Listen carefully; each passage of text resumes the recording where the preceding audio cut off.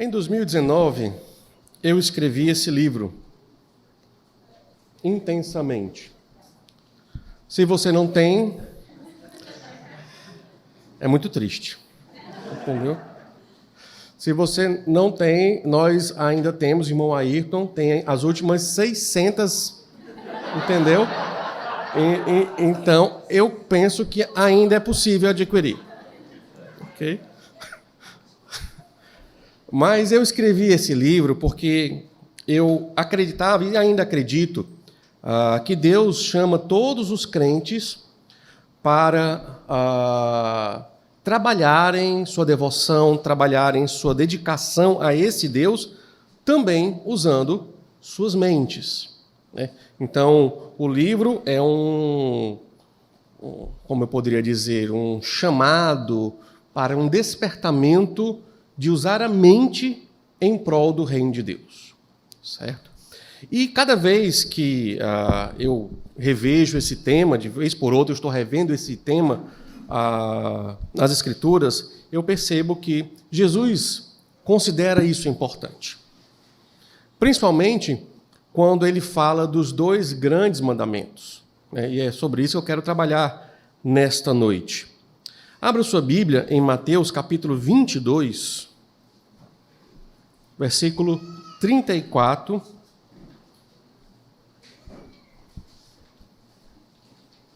até o versículo 40.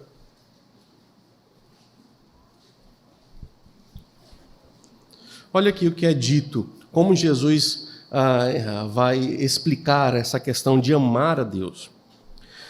Entretanto, os fariseus, sabendo que Jesus havia silenciado os saduceus, reuniram-se em conselho, e um deles, intérprete da lei, querendo pôr Jesus à prova, perguntou-lhe: Mestre, qual é o grande mandamento na lei?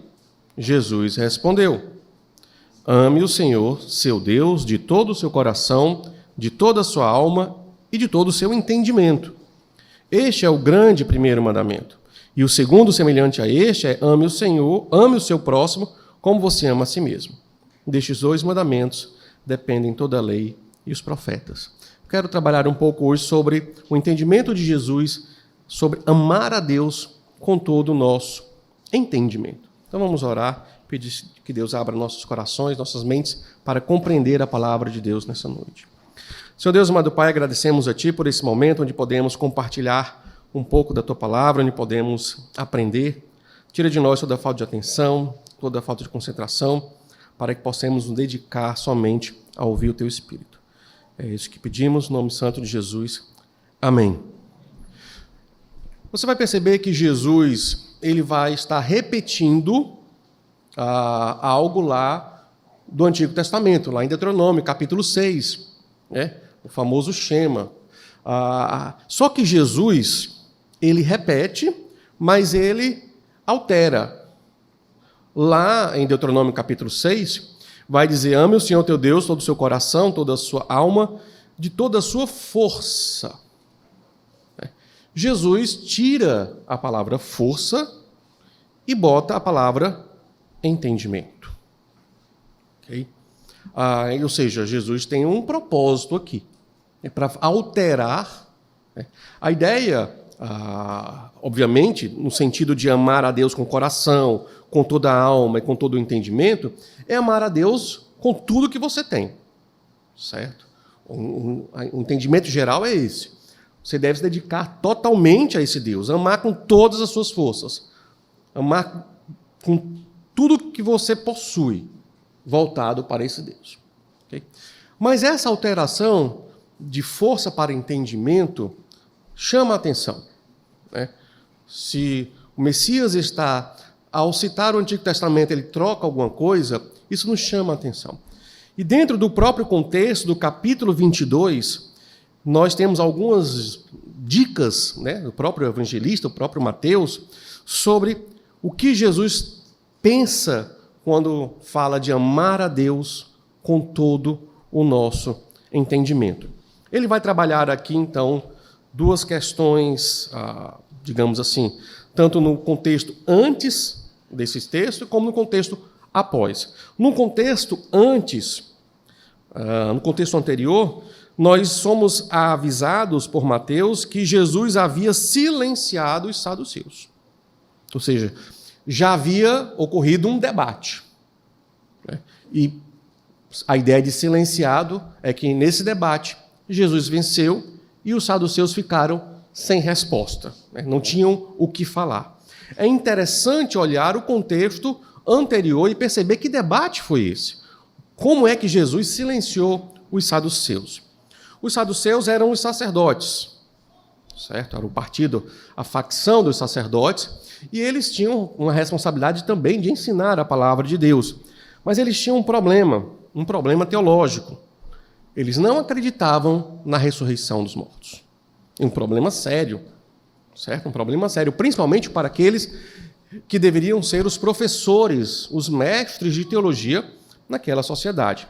Olhe aí no versículo 23. Naquele dia, alguns saduceus, que dizem não haver ressurreição, aproximaram-se de Jesus e lhe perguntaram: Mestre, Moisés disse, se alguém morrer não tendo filhos, o irmão desse homem deve casar com a viúva e gerar descendentes, para o falecido. Ora, havia entre nós 7 irmãos. O primeiro, tendo casado, morreu, e não tendo descendentes, deixou a sua mulher para o seu irmão. O mesmo aconteceu com o segundo, com o terceiro, até o 7º. Por fim, depois de todos, morreu também a mulher. Portanto, na ressurreição, de qual dos 7 ela será esposa? Porque todos casaram com ela.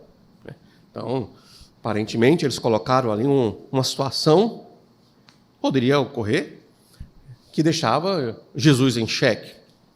Olha como Jesus começa a resposta. O erro de vocês está no fato de não conhecerem as Escrituras nem o poder de Deus. Jesus já começa dizendo, vocês estão errando. A mente de vocês, ela já está imersa em erro. Algumas pessoas, elas fazem determinadas perguntas, e ao fazer determinadas perguntas, você já percebe que a mente daquela pessoa já está em erro. Só o conceber tal pergunta, só o ter tal questão, já demonstra que a mente está problema, está impregnada em equívocos. E Jesus já começa dizendo, vocês já estão errados, vocês já estão imersos no erro. E o problema desse erro é porque vocês não conhecem a palavra de Deus. Vocês não conhecem a palavra de Deus e nem o Deus da palavra. Então, o que é que se pode esperar, né? Aí você fica pensando, se esse povo era a liderança espiritual de Israel, como aquela sociedade estava perdida, né? Um povo sem pastor. Vocês não conhecem as Escrituras nem o poder de Deus. E ele vai explicar. Porque na ressurreição, as pessoas não se casam, nem se dão em casamento, né? Mas são como os anjos no céu. Quanto à ressurreição dos mortos, vocês nunca leram o que Deus disse a vocês? Novamente, aqui Jesus dá um tom de ironia. Vocês são os mestres. Vocês não leem a Bíblia? Vocês são os pastores desse povo. Vocês são os sacerdotes. Vocês não leem? É claro que eles liam. Tanto os saduceus como os fariseus, eles tinham o Antigo Testamento memorizado, eles sabiam de cor. Mas Jesus está sendo irônico justamente para apontar o erro em que eles estão. Apesar de terem todo o Antigo Testamento memorizado, eles estavam errando no entendimento desse texto. Eles estavam interpretando tudo errado. Então Jesus diz, vocês não leram? Vocês nunca leram? Nunca pararam para ler com atenção o que Deus disse a vocês? Deus disse, eu sou o Deus de Abraão, o Deus de Isaac e o Deus de Jacó. Né? É uma interrogação. E o Deus de Jacó, ele não é Deus de mortos e sim de vivos. Olha a lógica de Jesus, né? Que ele está dizendo, a lógica é, o próprio Pai já falou isso para vocês. Se Abraão, Isaac e Jacó não ressuscitam, não vão ressuscitar, se eles morreram definitivamente, acabou-se, né, a história, não se diria eu sou o Deus de Abraão, o Deus de Isaac, o Deus de Jacó? Diria, eu fui.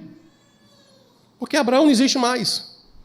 Eu fui o Deus deles. Quando eles estavam vivos na terra, eu fui o Deus deles. Mas eles não existem mais. Eles morreram, viraram poeira cósmica. Não há mais nada a falar sobre eles. Então passou a história deles. Mas se eles ainda existem, eu ainda sou o Deus deles.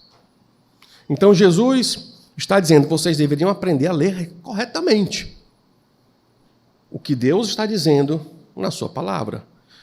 Isso é usar a mente. Jesus está chamando a atenção. Vocês devem amar a Deus com todo o seu entendimento. Se vocês aprenderem a usar a mente corretamente para entender a palavra, vocês não vão errar. Não vão errar como os saduceus erraram. Logo no contexto, após, estando reunidos os fariseus, versículo 41, Jesus lhes perguntou: o que vocês pensam do Cristo? Agora Jesus vai fazer a pergunta. O pessoal chega para Jesus sempre com as perguntas, Jesus agora parte para o ataque. O que vocês pensam de Cristo? De quem ele é filho? É como se Jesus dissesse: vamos exercitar um pouco a nossa mente, fariseus. Vocês vieram com as questões e os saduceus. Agora deixa eu questionar vocês. Vamos exercitar a mente. Vamos ver se vocês, fariseus, têm a mente trabalhada. O que vocês pensam do Cristo, o Messias? De quem é filho? De quem o Messias é filho? Eles responderam: de Davi. Segundo as profecias, o Messias viria da descendência de Davi. Então Jesus levanta um seguinte argumento. Novamente, usar a mente para compreender as Escrituras. Então, como é que Davi, pelo Espírito, chama o Cristo de Senhor, dizendo: disse o Senhor ao meu Senhor, sente-se à minha direita, até que eu ponha os seus inimigos debaixo dos seus pés. Portanto, se Davi o chama de Senhor, como ele pode ser filho de Davi? Olha o que Jesus está fazendo. Jesus está dizendo que Davi, quando escreveu aqui o Salmo 110, e disse o Senhor ao meu Senhor, disse o Senhor Javé, o Pai, ao meu Senhor, o Cristo. Jesus está dizendo isso. Jesus está dizendo: Davi está falando de mim. Então, se eu sou o Senhor de Davi, eu não sou inferior a ele. Como a ideia de filho, quem está na descendência, o filho é inferior ao ancestral, ao pai. Jesus está dizendo: não. Apesar de eu estar na linhagem de Davi, eu sou o Senhor de Davi. Davi me chama de Senhor. Davi me chama de Senhor. Então, se eu sou o Senhor, como eu posso ser o filho? O que é que aconteceu? No versículo 46. Ninguém podia lhe responder uma palavra. Acho que a mente dos fariseus entraram em colapso naquele momento. E agora? O que é que eu vou fazer? Como é que é isso? Eu nunca vi, eu nunca prestei atenção que podia ser assim. Eu nunca percebi que podia ter essa possibilidade. Davi está falando do Messias. Usaram o entendimento para compreender a palavra de Deus. Jesus diz: desses dois mandamentos, de amar a Deus com entendimento e de amar o próximo, depende toda a lei e os profetas. A ideia é que se você quer viver segundo as Escrituras, segundo todo o Antigo Testamento, se você quer viver conforme o que Deus tem determinado, você deve amar a Deus e deve amar ao próximo. Contudo, não apenas aqui, mas Jesus vai além. Existe um outro texto muito interessante, vamos para Lucas, onde Jesus vai pedir aos seus discípulos, ou seja, tem uma expectativa dos seus discípulos que eles devem usar a mente para entender a palavra. Vamos para Lucas, capítulo 24.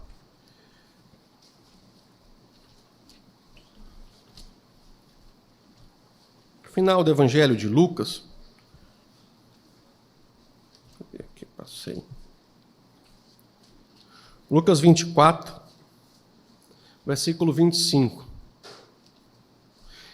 Aqui você tem os dois discípulos caminhando para a cidade de Emaús. Um texto bastante conhecido, certo? Veja, vou ler a partir do versículo 18.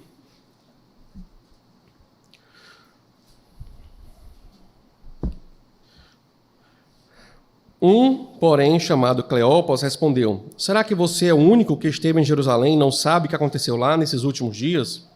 Está falando com Jesus, só que ele não sabe que é Jesus. E ele lhes perguntou: do que se trata? E eles explicaram: aquilo que aconteceu com Jesus, o Nazareno, que era profeta, poderoso em obras e palavras, diante de Deus e de todo o povo. E como os principais sacerdotes e as nossas autoridades o entregaram para ser condenado à morte e o crucificaram.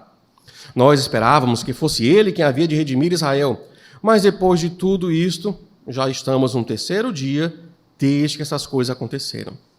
É verdade também que algumas mulheres do nosso grupo nos surpreenderam, indo de madrugada ao túmulo e, não achando o corpo de Jesus, voltaram dizendo que tinham tido uma visão de anjos, os quais afirmam que ele vive.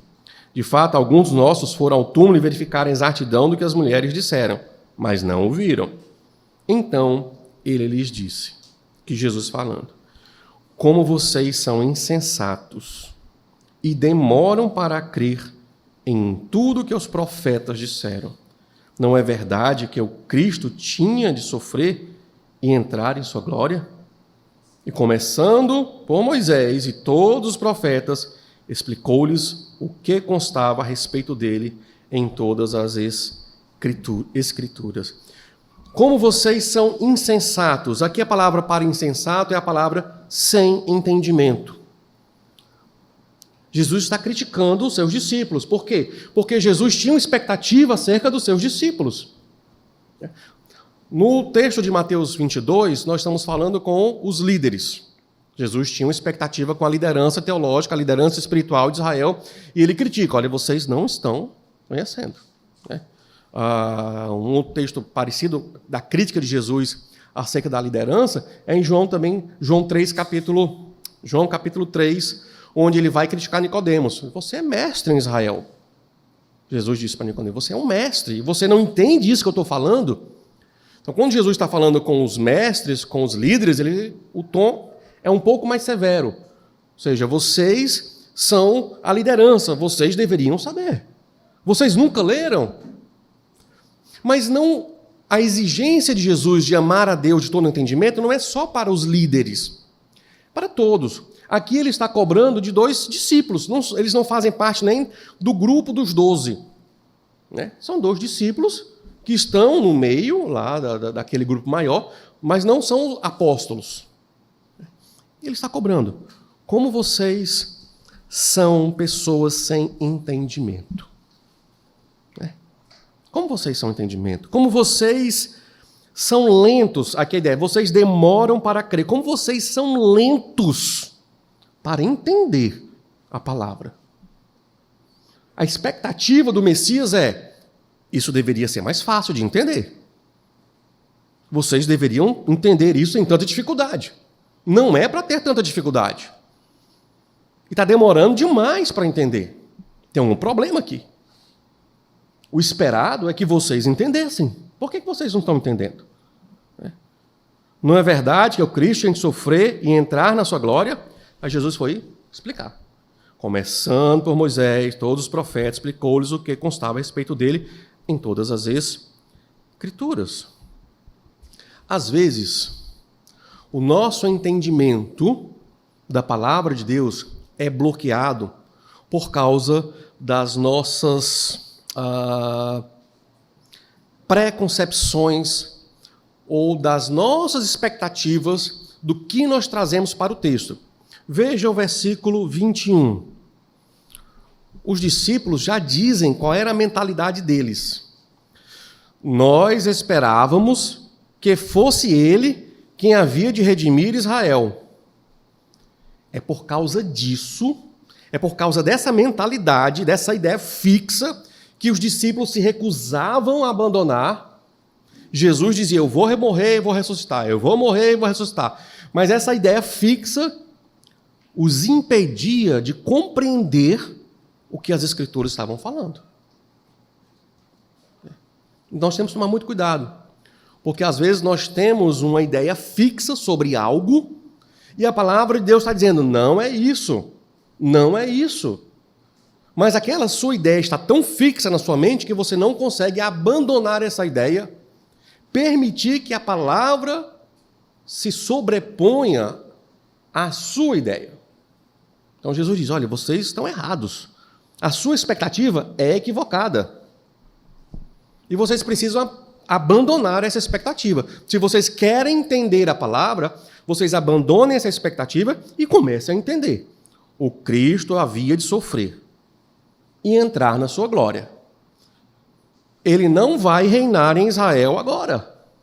Primeiro vai acontecer isso.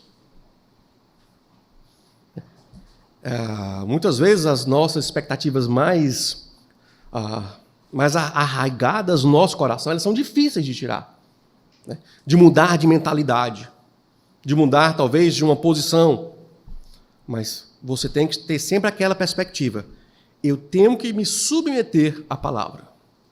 Somente assim o meu entendimento vai estar correto. E eu vou estar amando a Deus de todo o entendimento. Certo? Amamos a Deus, então, quando nós usamos todo o nosso potencial intelectual, né, para entender as Escrituras. Mas não apenas para entender as Escrituras. Uma segunda maneira que nós amamos a Deus com todo o nosso entendimento é quando nós usamos todo o nosso potencial intelectual para entender o mundo ao nosso redor. O primeiro passo é entender as Escrituras. Quando eu entendo as Escrituras, eu sou capaz de entender o mundo ao meu redor. E para viver como um discípulo de Cristo, eu preciso entender a palavra, mas eu preciso também entender que situação é essa que eu estou vivendo. Que contexto é esse que eu estou vivendo? Para poder aplicar essa palavra no contexto correto. Okay? Ainda em Mateus, vamos para o capítulo 16.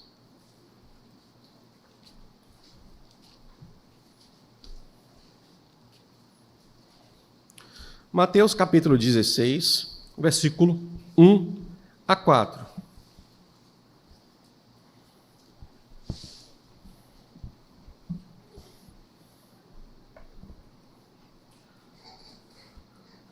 Os fariseus e os saduceus se aproximaram de Jesus e, tentando, pediram-lhe que eles mostrassem um sinal vindo do céu.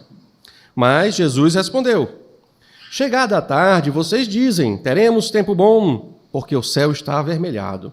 Pela manhã, vocês dizem, hoje teremos tempestade, porque o céu está de um vermelho sombrio. Na verdade, vocês sabem interpretar a aparência do céu. Então, como não são capazes de interpretar os sinais dos tempos? Uma geração perversa e adúltera pede um sinal, mas nenhum sinal lhe será dado, senão de Jonas. Então, Jesus diz, vocês têm a habilidade mental que Deus deu para vocês de interpretar o tempo. Vocês sabem, olhando pelo tempo, se vai chover ou não, se vai fazer sol. A partir dessa capacidade mental, Jesus diz, vocês deveriam ter também a capacidade de interpretar os sinais dos tempos, os sinais teológicos, digamos assim, proféticos, do que está acontecendo naquele momento. Por exemplo, deixe-me ler para você, Mateus 12, versículo 28.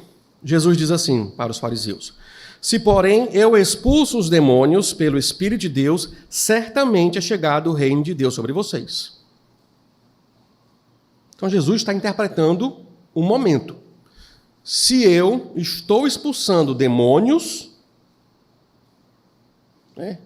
eu, o Messias, estou expulsando os demônios, é porque o reino de Deus é chegado. Jesus interpreta aquela situação, aquele momento. Então ele diz aos fariseus, vocês deveriam ter a mesma capacidade. vocês deveriam olhar para os sinais dos tempos. O Filho de Deus na terra, a chegada do reino de Deus. Vocês deveriam compreender isso. E Jesus se recusa a dar os sinais que eles pedem. É como se Jesus dissesse, é mais que suficiente a minha presença aqui. Paulo, ele fala, 1 Coríntios, capítulo 10, deixa eu ler para você, versículo 11.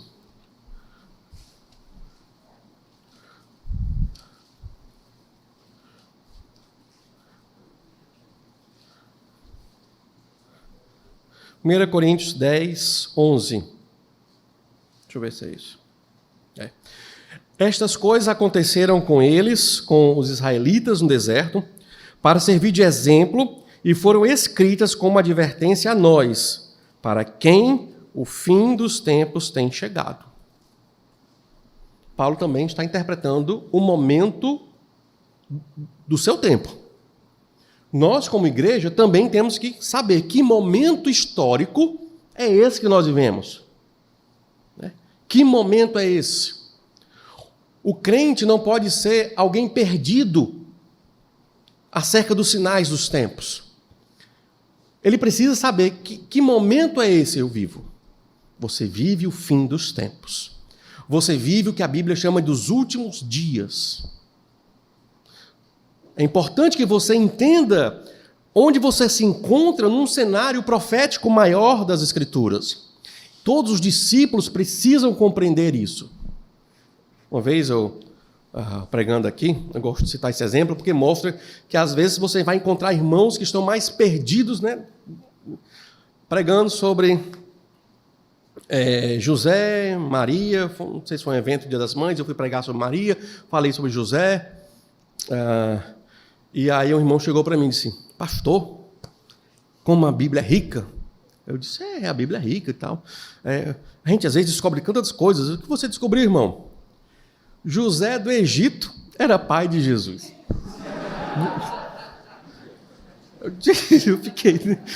Eu fiquei sem ação também. Eu disse, como assim, irmão? O senhor não falou lá do José, da Maria? O José, o filho de Jacó? Eu disse, não tem um José na Bíblia, não, irmão. E o irmão está perdido cronologicamente. Entendeu? O irmão está perdido totalmente. Ele não tem nenhuma noção de momento histórico na Bíblia. Entendeu?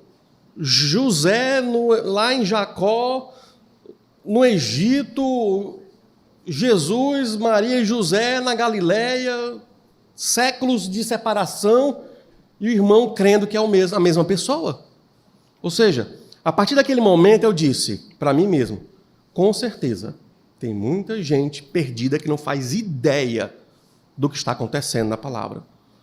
Está lendo um texto, será que esse texto aqui é antes do dilúvio? Será que esse aqui aconteceu depois do dilúvio? Tem gente perdida, totalmente perdida. Como discípulos de Cristo, isso não pode acontecer. A gente precisa saber onde é cada José na Bíblia. É o mínimo. Você confundir o José de Maria com o José do Egito é receber uma repreensão de Jesus. Como vocês são tardios, lentos para entender as coisas. É inadmissível.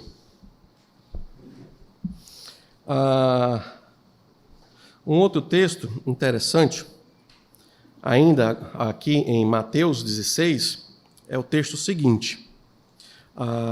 Nós lemos de 1 a 4, agora vamos ler a partir do versículo 5. Ora, tendo os discípulos passado para outra margem do lago, esqueceram-se de levar pão.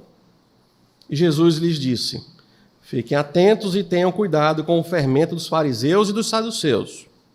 Eles, porém, começaram a discutir entre si. Ele diz isso porque não trouxemos pão. Jesus percebeu isso e perguntou, por que estão discutindo entre vocês, homens de pequena fé, sobre o fato de não terem pão? Vocês ainda não percebem, nem se lembram dos 5 pães para 5.000 homens e de quantos cestos vocês recolheram? Nem dos 7 pães para os 4.000 E de quantos cestos vocês recolheram? Como não compreendem que eu não estava falando com vocês a respeito de pães? Tenham cuidado com o fermento dos fariseus e dos saduceus. Então entenderam que Jesus lhes tinha dito que tivessem cuidado não com o fermento usado no pão, mas com a doutrina dos fariseus e saduceus. Veja, Jesus é crítico aqui. Jesus, na mente de Jesus, olha o que ele raciocina. Por que vocês estão discutindo sobre pão? Me expliquem, por que vocês estão discutindo sobre pão? Vocês ainda, a palavra aqui na minha versão é percebem, mas é entender, vocês não entendem. Como é que vocês podem discutir sobre pão depois de 2 multiplicações de pães? Será que vocês ainda não entenderam que se eu quiser pão, eu posso fazer pão aparecer? Vocês não conseguiram perceber isso? É o mínimo que alguém perceberia, né? Jesus multiplicou pão para mais de 10 mil pessoas. Se um dia ele quiser pão, ele só estrala o dedo e ele come pão. Como vocês ainda estão preocupados com pão? Versículo 11. Olha a expectativa, o estranhamento de Jesus. Como não compreendem? Na perspectiva de Jesus, vocês deveriam compreender. É óbvio que vocês deveriam entender. O estranhamento de Jesus é como vocês não compreendem que eu não estou falando de pão. Como é possível isso? Jesus deve estar pensando, como é possível que vocês não estão entendendo? Vocês deveriam entender, eu não estou falando de pão. E ele repete, tenham cuidado com o fermento dos fariseus e saduceus. E aí Mateus diz, agora entenderam, né? Depois de levar um carão desse, né? Agora, está falando da doutrina dos fariseus e saduceus. Muitas vezes somos assim. Como não está entendendo o que a Escritura está falando? Como você não compreende o que ela está dizendo? Você tem a tradução em português? Você deveria compreender. Você deveria compreender, você deveria saber. Você deveria saber interpretar o momento em que você vive. Você deveria saber e conhecer esse texto. Um ensino interessante, fui pregar numa outra igreja. Às vezes, vocês vão ver as mesmas ilustrações, porque... Aí eu disse, vamos abrir no livro do profeta Abacuque. Aí eu me lembro que se fosse hoje, o irmão que estava à minha frente, disse assim, e ainda tem esse? Eu disse, como assim?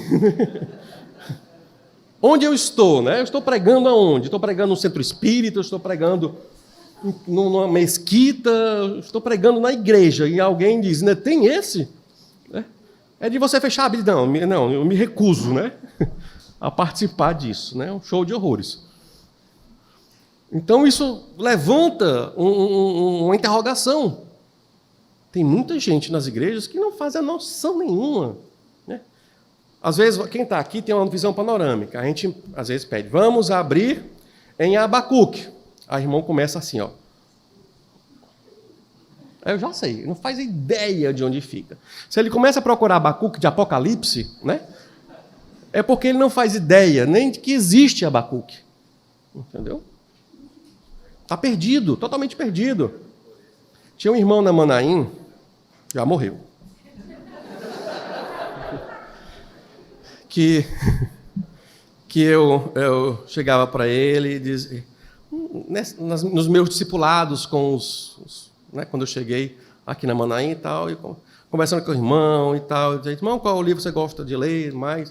Eu gosto de ler 1 Coríntios. Ah, isso é legal. Mas tem algum outro? Não, eu só leio 1 Coríntios. Aí eu...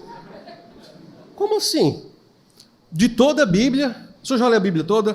Não, porque eu só leio 1 Coríntios. E eu disse, de onde o senhor tirou essa regra?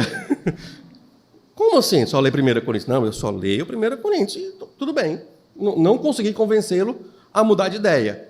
Não vou obrigar o irmão a... né, tá lendo pelo menos alguma coisa. Mas de onde vêm esses misticismos? Eu só leio 1 Coríntios. Não, eu só leio os Salmos. Como discípulos, nós precisamos entender a Bíblia de Gênesis e Apocalipse. Nós precisamos compreender a revelação total de Deus. senão eu não estou amando a Deus. O meu relacionamento com Deus tem que ser com todo o entendimento. Eu preciso querer entender a palavra. Jesus está criticando, está sendo irônico, às vezes até severo com seus discípulos, porque Jesus diz: eu esperava que vocês entendessem, mas vocês parecem que estão perdidos, não estão entendendo nada. Mas deveriam entender, é obrigação de vocês entenderem, discernirem as coisas. 1 João, capítulo 5, deixa eu ler para você. Diz assim, versículo 20.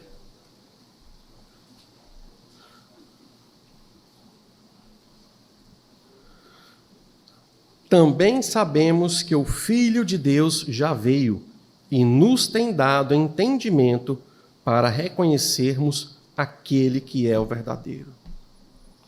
Jesus nos tem dado entendimento. Nós podemos amar a Deus com todo entendimento. Agora, pensando agora nas aplicações, nós estamos cada vez mais fazendo a nossa mente ficar adormecida, dormente. Isso faz com que a gente se torne cada vez mais lento para raciocinar do ponto de vista de Deus. Como você anda adormecendo sua mente? Quando você investe cada vez mais em Netflix, muitas vezes Instagram, Twitter e por aí vai, você acaba adormecendo essa mente, em vez de estar investindo na compreensão da palavra de Deus. Entendeu? Existe sim uma competição de atenções na nossa sociedade.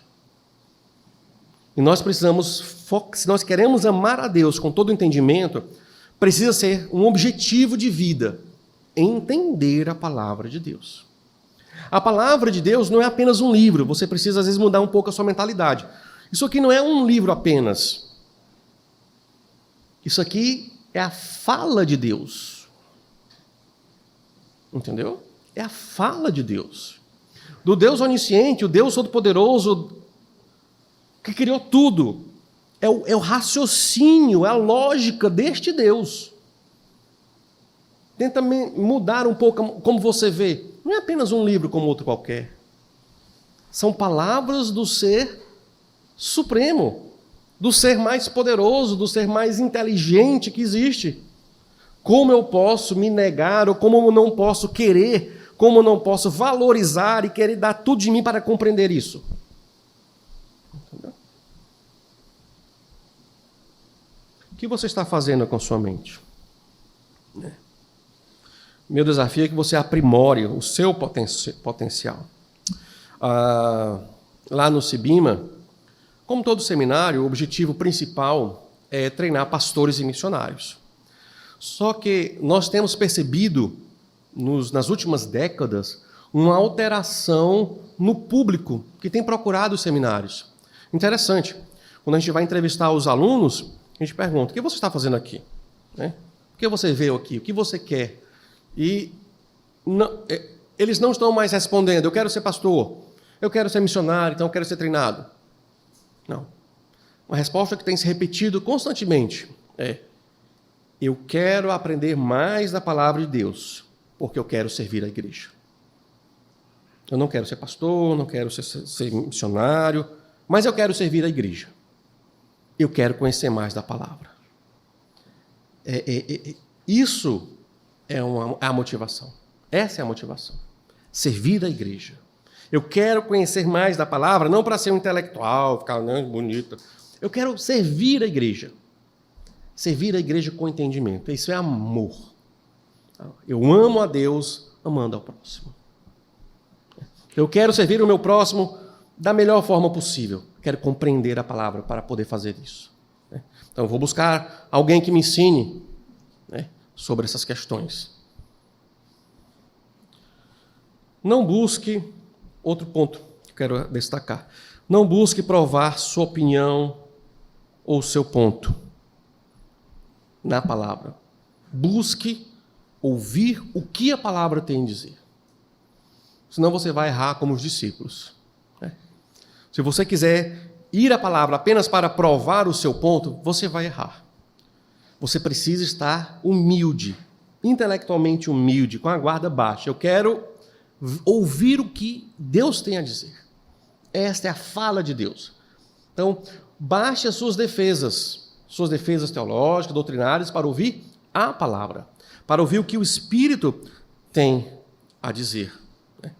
É verdade que acontece, o que o apóstolo Pedro fala lá em 2 Pedro 3, deixa eu ler para você, 15 e 16, rapidinho.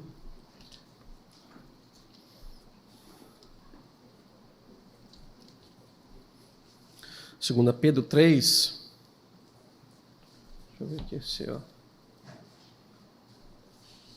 15 e 16 diz assim: considere a longanimidade do nosso Senhor como oportunidade de salvação, como também o nosso amado irmão Paulo escreveu a vocês, segundo a sabedoria que lhe foi dada, ao falar a respeito desses assuntos, que como de fato costuma fazer em todas as suas cartas.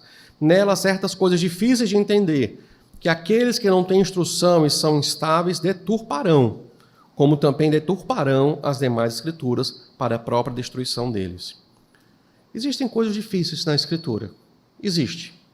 Mas como discípulos de Cristo, nós temos que tomar cuidado para não pegar essas coisas difíceis e deturpá-las. Todo discípulo de Cristo tem que tomar muito cuidado para não cair neste erro de deturpar as Escrituras. E Pedro está dizendo, isso vai acontecer, é o futuro. Ó. Essas pessoas instáveis, elas vão deturpar, como vão deturpar as demais Escrituras. Dentro da própria igreja, vai ter gente deturpando as Escrituras. E é preciso que os discípulos de Cristo, que têm um entendimento, que conhecem a palavra, se oponham a isso. Se levantem contra e batalhem pelas Escrituras. Quero encerrar com o texto de 2 Coríntios 13, 8.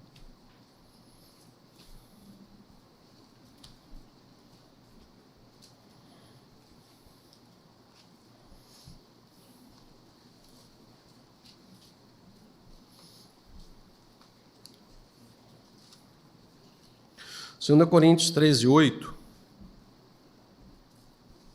na versão NAA, Nova Almeida, diz assim: porque nada podemos contra a verdade, senão a favor da verdade. Contudo, eu prefiro a versão da NVT, que diz assim: não podemos resistir à verdade, mas devemos sempre defendê-la.